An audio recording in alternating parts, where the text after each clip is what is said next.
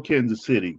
This is Professor Smooth Jazz with the Smooth Jazz Show on KUAW, spinning on Thursdays, 5 to 6 p.m., 9 to 10 p.m., and Fridays, 2 a.m. to 3 a.m. We have a special guest, trombonist Buff Dillard. Now, Buff is got this from your website. You were born into a musical bloodline. At the age of 6, you had an interest in singing and playing brass instruments. By 12, you developed more of a passion to play trombone. Yes, sir. Yes, sir. That's true. I was born into a musical bloodline. My father, all of his brothers, his one sister, they were all musicians. And I was always surrounded by music, always. And my father playing the saxophone, he before he started ministering, he performed with James Brown, Tina Turner, and Otis Redding. Of course, I was a baby then, but his other brothers are Grammy Award winners. You name it, they got all kind of records, gold records and whatnot, platinums. I don't think they have platinums, but they have Grammys. One is Daniel Dillard. He resides in Tennessee, Nashville. He toured with Peabo Bryson to play the trombone, which is where I was influenced to grab the trombone and not the sax. I wanted to play the sax, but my dad, he got real busy with his ministry and was never able to instruct me. So I picked up the trombone, which is a primary instrument in my dad's the church he pastored, and I've been playing it ever since. I've been playing since about 5.5, 6 years old, and I never put it down. I just never put it down. So, does a trombone, is it a lot harder to play than a sax, or what would you? I would say it is because it's a bass instrument. It's a brass instrument, requires more wind and buzzing of the lips. With the sax, you wet the reed, bite down on it, and then it's not as much air to produce a sound with the saxophone. So yes, if your base question is why did I choose the hardest instrument ever to play, I just fell in love with it, and it's an instrument that's not that popular, and I've always been a type person to go against the grain and do some things that's different, just for the challenge.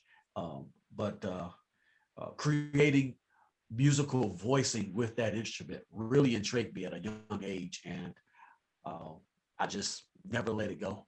And it turned into bone jazz, what we have today. It's what we call the music that we play.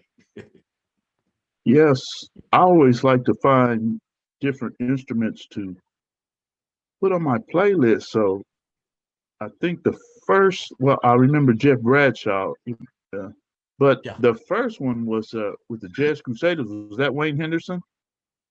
Wayne Henderson. Yeah, yeah. So that's when I with the Jazz Crusaders, and I think he did a piece with Roy Ayers. They did a CD, Yes, sir. and with Roy Ayers, I saved and looked around. I finally found the CD, and I put it in my collection because I think I had the album first because my brother worked at he's passed, but he worked at a record warehouse, so he used to get promo copies.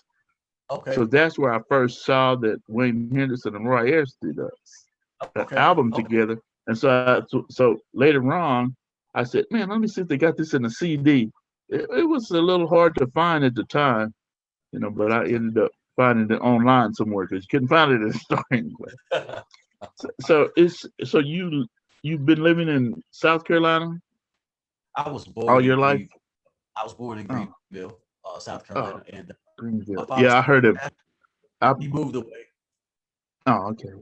Yeah, I haven't. I've never been to South Carolina, but I heard of Green. Was it Green? Green? Is it Greenville? Greenville. Yes, sir. Yeah, yeah. I Greenville. heard. Yeah, I heard about Greenville. Now Yes, you bro. attended Martin Luther King High School in Philly, Yes, sir. I and did. so it said well, from what I'm looking at, you were so talented, and they noticed it, so they kidnapped you and put you in the Philharmonic All City Jazz Academy. Well, what really happened is when my father was moved to Philly, the ministry moved him up there. I was actually playing the upright bass in orchestra and converting to electric bass. See, I wanted to learn all the theory. The best place to learn theory is the orchestra. So that didn't work out because they had three bass players in the band. I had already also been playing. I was a drummer. So I've been playing drums for a number of years as a young adult as well, as a kid rather. They had three drummers, so there was nowhere for me to go. So for at least a year and a half, I sat in the back of the classroom in the band classroom, and no one knew I could play all these instruments, right? The ones I've mentioned. So one day we messing around in the music room before the conductor gets there, my teacher, and Mr. Bill Whitaker, I'll never forget him. He came in and everybody got quiet, but I had a trombone in the band's room where all the instruments were, the instrument room. And it was a plexiglass there, and I'm just going. I'm just scatting all over. So I turned around and his face was pressed up against the window. Dillard, why did you tell me you can play trombone? So I just did like this and say, I play trombone all the time, but I wanted to do something different. He said, no, I need you. I need you on this academy that I teach, and it's the best in the inner city schools. We put them together, and it's called Philadelphia All City Jazz Band. And what we did, he put me in there, and what that band did is we played for political events in the capital, Harrisburg. We were at the Hershey Hotel, the big hotels downtown Philly, Center City, City Hall, things like that. And it was a big band type jazz. That's my first love. I love big band jazz. And so that's how it happened. They didn't really kidnap me, but he convinced me to join this band. So you also have a church, you said your dad ministry, so he had a church. Yes, he pastored. I'm saying past tense because I lost him. We lost my dad. He transitioned Mother's Day last year due to COVID. Thank you. And that's what inspired this new album that I recently submitted to you guys, the radio station.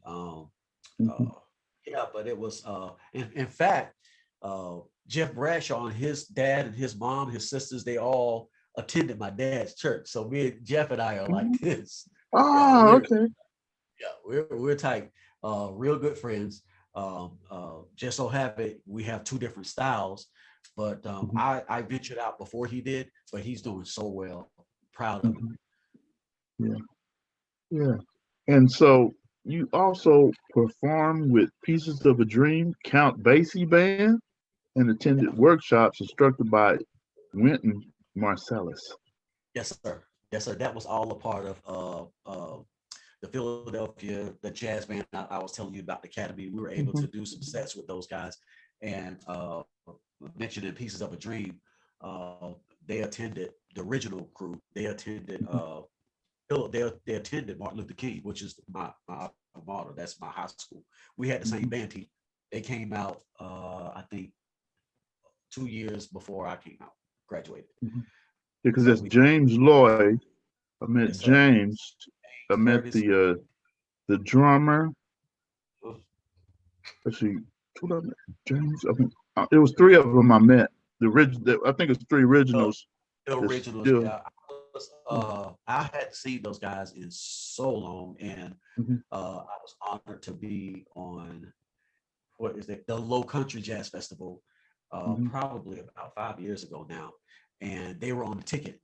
So I was able to go to their rooms and we caught up, talked about Mr. Whitaker, our band teacher and stuff like that. It was really good, a great experience. But I don't get to see him much because I'm not touring. I have a different aspect of music. I am independent. I'm not a label artist, a major label artist. I have my own label. So I don't cross paths with them as with a lot of musicians because I don't tour. I do spot dates. So I may be like next month, I'll be in Maryland, up in Marlboro. Later on this summer, I'll be in Atlanta. Alabama was a stop that I made every 2 years at the Jazz in the Park, those festivals. Not sure how that's going to go this year. The pandemic has influenced a whole lot of that. Yes. So, but yeah, we've been on the ticket with quite a few people. I count it all joy and a blessing, man. I just like sharing my gift with others, and seeing them get joy out of it.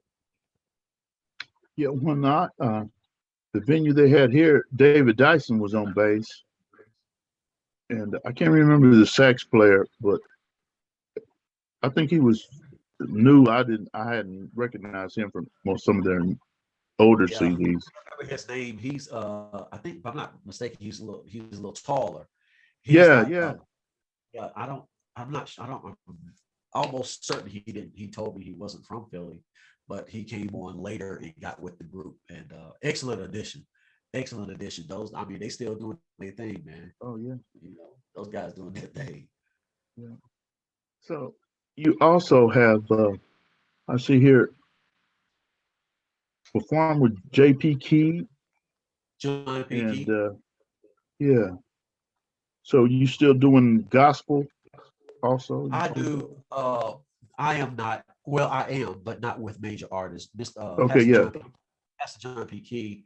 I've been on the ticket with Shirley Caesar, William Brothers, Mhm. Helen Baylor, um, Angela Christie, as we spoke about before Yeah, we started recording. yeah. Um, a whole lot more, but that's that gospel background that's in just Yeah. about every musician. But what I do now is, if there's a client of opportunity that will solicit my services, Mhm. my manager will put together, a contract of whatever they would like to do. So if it's a gospel event, I'm still able to go as a soloist or with the band to accommodate their whatever you have it, fundraiser, Mhm. weddings, uh, all kind of things that they have in churches. I'm still capable of doing those things. But the majority of my work is smooth jazz and in the smooth jazz industry. Okay. Now, I haven't been to any of the churches in South Carolina, but here in Kansas City, man, you got your instrument. You show up at church, you got your instrument, man. You come on up here, you get Yeah, what you sound like need I to need to bring go your to church. instrument, man. And it's the And same way. It's the same way here. It's strange uh-huh, because everybody, I mean, musicians don't go anywhere without their quote yeah, unquote acts. uh-huh, But yeah, man, like they see me, they definitely want me to pull the horn out. yeah. And we have 18th and have you been to Kansas City before? Our I jazz never district ever. in Yeah, I we have a jazz want to. district in Negro League Baseball Museum. But some of Yeah. those, the guy over at the other radio station, KOJ, before Mm, the pandemic, after a lot of those guys finished their gigs, it's the Mutual Musicians Foundation, one of the okay. oldest jazz houses in Kansas City, and they Wow. uh, redid it and everything. So they all meet after their gigs and they go Yeah. kick it till 5. They Okay. say till 5 in the morning. That I can't make it because I got to do the other radio show at 5 this morning. I did one I did this morning. So I said, yeah, I can't make that. But Sounds like yeah, they all fun, kick it. man. Sounds Yeah, like a lot of fun. I think they start about 1. Everybody comes in, then they say they check out of there. I guess about 5 a.m. by the time Right. sunrise. Yeah, that sounds like good stuff. Yeah. So if you ever come, I'm gonna have to introduce you. Now, you also work with some R&B artists like Calvin Richardson, Dave Hollister, Kim Waters, Miles J. Now, see, I still have a R&B kind of background too. Now I can't play, sing, or do anything but listening. That's what I. It's So when okay. I'm looking at some of the artists, oh man, you got a list here, and you headline with a lot of the Alex Bouillon, Ben Tankard. Ben Tankard just had a new selection I played this morning, along with yours. Shirley Caesar, Helen Baylor, the Williams brothers, Charles Walfork, Angela Christie, Yes, the SOS Band, Jasmine Sullivan, Kevon Edmonds of the group After Seven, Faith Evans, Walter Beasley. Yeah, I met Walter, man. He's smooth. Bonnie James, Glenn Lewis. And as you mentioned, you are an independent artist and you're CEO of Bone Jazz Entertainment. yes, sir. Yes, sir. So with a lot of those artists that you just mentioned, uh, shared the stage with them, opened for them. Yeah. Some of them have invited me back to play with them on their set during the shows. Um, it's an honor. I mean, to be independent, it's always been your major labels and independent artists. And there's a big gap between the both. Uh, when it comes to, man, how can I say this? Due process or notoriety or privilege, and to be an independent artist and be able to share the stage with the names that you just mentioned is an honor. Um, I don't really realize it until I look back or I'm doing an interview as such. And I know where I come from. I know uh, when no one believed in what I was doing, and but my family, my grandmother, my mother, my father, um, and it's just phenomenal, man. I can only give praises to Almighty Yah for my success, and it has to be a higher power that put me in those places because I still see myself as little old me, but I have to. If you don't promote yourself, I mean, who's going to promote you, right? Yeah. So it took me a minute to get past that, being a shy kid growing up in South Carolina, Georgia, North Carolina, and Philly. Um, but all the experiences that I experienced musically, music wise, crossing paths with these artists of great caliber lit a fire in me. And I don't, I won't say I don't care about the awards. I just don't allow those awards and gold records and platinum records to put value on me, if you understand what I mean. I take great pleasure in what I do. I know I'm hearing music from up above and able to produce that music with help of some great musician friends. And then to have, then to perform and see people enjoy that music is my reward. That's my legacy. I can have all the gold records in the world and be just as popular as Prince or Michael Jackson or George Benson or my favorite Gerald Albright. That's my dude, man. But when I transition and leave here, if I can leave, if I just can leave recordings for the grands, great grands, great great grands, and fans, great great grands to enjoy, even if it's a YouTube clip with a corny video. I've left a legacy. I'm good, man. I'm good. I don't want for anything. I'm blessed. I can't ask for anything else. I don't have gold records in my AV room over here. You can't see it, but I have different pictures of different phases of my career that inspired me to keep going. That's all I need. That's all. And when I'm done, I'm done. That's Buff Dillard, man. Yeah. Now that you mention it, I did remember a couple of jazz artists, and they said, "We noticed you play independent artists." Yes, sir. And so I listened to the music, and I said, "Hey, this I like this. This is going to work out on my show." So I don't look at what label they're on. I didn't recognize because on my playlist I have to list the artists when I did put it in a database, like when I do this morning on Spinatron. So I have to list the artists, the album, the labels, what year, Yeah, you're in got me, depth. I love your So work, by the way. I appreciate it. yeah. So and so I can't sing, play, or anything. So you guys are just amazing to me. And you speaking about Gerald Albright. Now, Selena, I interviewed her yesterday. And Awesome. so I heard his grandson in the background. They said they Yeah. didn't want him to talk because he needs to fall asleep because he might keep him up. And so you might let him listen to a trombone because they say everybody's trying to influence him already. Yeah, So yeah, is yeah. being an instrumentalist, or is he gonna be like his mom, be a vocalist? Right. Galvin, that's his, yeah, Galvin. So yeah, Galvin. Okay. so so Selena said Gerald's already got out all his saxes and playing the music to him, and he's moving around. He knows grandpa sings now. Uh-huh. Uh-huh. That's how it So I starts. don't know.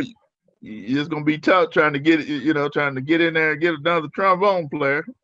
Now, and on another trombone player, I noticed Brian Culberson. I mean, even though he Yes. plays the keys, man, Yes, he Brian will pull plays a out little that bit. trombone and Yeah. Yeah. He loved to pull that trombone out. He'll play it for a yeah, little while, yeah, he can play. He plays very yeah, well. oh yeah. I like Brian Culberson. He Mm-hmm. again, the Trump. I have never ever. I get asked this question a lot. Who do I pattern myself after? It's nobody. I Uh-huh. listen to voice. I listen to voices. I listen to growing up Diana Ross. Uh, Mm-hmm. I can't think of her name now. Jody Watley. Mm-hmm. The band Charlie Wilson. Mm-hmm. The OJs. I listened to the lead singers, the lead parts, and I started voicing those parts. Um, that's what led me into the style that I play today. I just kept getting richer and more rich, more richer. Um, and I've never listened to trombone players. I was enthused with the riffs of the big bands, like Peebo had his full band, Crosswinds. Mm-hmm. My uncle played trombone. He was in you can see it in the credits and whatnot. I was intrigued by the horn section, just playing Mm-hmm. those riffs. Mm-hmm. Earth, Wind, and Fire riffs, Oh yeah, Commodores yeah, Commodore. riffs. Yeah, man. Bands like that. Barcase. Function, Barcase. yeah. Barcase had a So, horn. and even Prince and his Oh yeah. horn section, back in Mm-hmm. the day. Um, I love that, and I saw myself doing that at a young age. But Mm-hmm. growing up in a different uh, atmospheres, I would say, including church, and then big band jazz, and then smooth jazz, and then contemporary jazz. I put all those together to bring forth musical voicing on the trombone. The sax was already doing it. Yeah. Fred Wesley was playing the trombone and killing it, right? Mm-hmm. But he wasn't voicing the music. He wasn't playing the lyrics, if you Mm-hmm. will. He wasn't playing the melodies. He was just filling in and scatting, which is Mm-hmm. funky, real funky. But I Mm-hmm. wanted to do something totally different, you Mm-hmm. know. Um, and I did. It didn't catch the right ears to be signed. I had offers from labels, but it was no major labels. It was labels kickstarting, and they're not even around today. Um, Mm-hmm. and they wanted a lot. Like everything I had produced, they wanted all the rights to it. They wanted, and I just didn't want to do that. Even at a young age, I wasn't ready to do that. And I guess it cost me now because I'm still independent. Um, but I'm okay. I'm happy with it. I'm cool with it, man. I'm cool with it. I just, like I said, I just want people to enjoy the music. Just enjoy the music. Yeah. Some people don't understand that music industry, man, you got to be on your toes, Yes, sir. you know. Yes, sir. And it appears that I guess the 60s, 70s, man, some labels, took advantage. People didn't understand Right. They what didn't they were read. signing and Yeah. that kind of They stuff. didn't read it. Now a lot of people have agents or somebody to go over Right. things with them, because Yeah. read the fine That print. And entertainment lawyers can yeah. can go through it and fine tooth comb. Mhm. They cost money, but at the long Yeah. run, they're going to save you money. Yeah. You know, even my uncle that toured with Peebo, um, and another uncle, he's passed on years ago. His name is Moses Dillard. He had 2 Grammys, as a matter of fact. He wrote songs for Teddy Pendergrass and Al Green. Um, uh, they both said the same thing. The industry is just not like it used to be. That's not saying that it's good or bad, but it's just not where it was when they were coming up. And it Mhm. was fairly easy to get signed on to a label, um, and you get what you deserve, you know. But as time progressed, and you hear the stories about TLC, New Edition, Tony Braxton, you hear those stories, man. It kind of freak you out a little bit. Like, hold Mhm. up, man. You know, I want what's coming to me. I don't want to be going to shows and touring, wearing my body out, sleeping where they say sleep, eat what they say eat, Mhm. gaining all this weight because ain't no good cooking, no healthy cooking open late at night after the Mhm. concert, you know, and Mhm. then you come back with little to nothing to live off of, and then you got to go back out. To Oh me, yeah. it's slavery. To me, it's slavery. I would much rather be doing spot dates or get with a organization that is truly for the artist. Hey, we both can eat, and you know, offer this God-given talent. But if not, like I said, man, I'm okay. It's not worth the aggravation. I love them. God bless them. All of them out there. I really do. Mhm. Wish them the best. But you know, at the end of the day, every artist, not just every artist, every human being on the face of this earth, just had this moment with my mom conversation. They have to do what's best for them, and at the end of the day, not say I woulda, coulda, shoulda. So that's what I do every day. I wake up and I do my meditation. When my feet hit the ground, I need to do something different, and I need to do something that's satisfying. That's gonna, you know, edify, you know, what I have, my plan.